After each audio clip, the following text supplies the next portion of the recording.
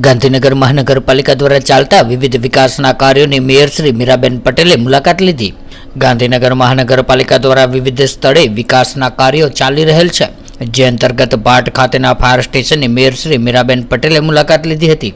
ત્યારબાદ ભાટ ખાતે આવેલા 16.50 કરોડના ખર્ચે નિર્મિત 33.08 MLD ક્ષમતાના વોટર ડિસ્ટ્રીબ્યુશન સેન્ટર, ત્યારબાદ ભાટ ખાતે 38.5 MLD ટર્મિનલ, સીવરેજ પમ્પિંગ સ્ટેશન અને કોટેશ્વરમાં TP48 ખાતે આવેલા 14.19 MLD ક્ષમતાના સીવરેજ પમ્પિંગ સ્ટેશન અને રિફ્યુઝ ટ્રાન્સફર સ્ટેશનની મુલાકાત લીધી હતી।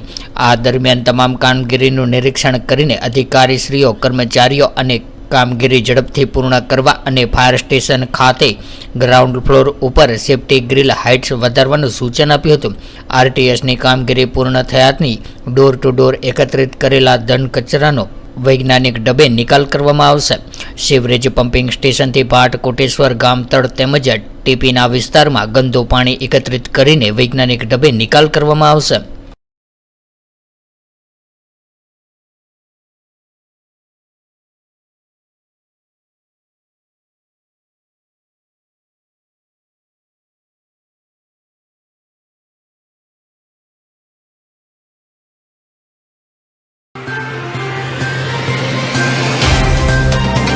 तो व्हाट्सएप, ट्विटर, फेसबुक, इंस्टा जहाँ भी आपका अकाउंट है, इसे शेयर बटन के द्वारा वहाँ पर शेयर करें।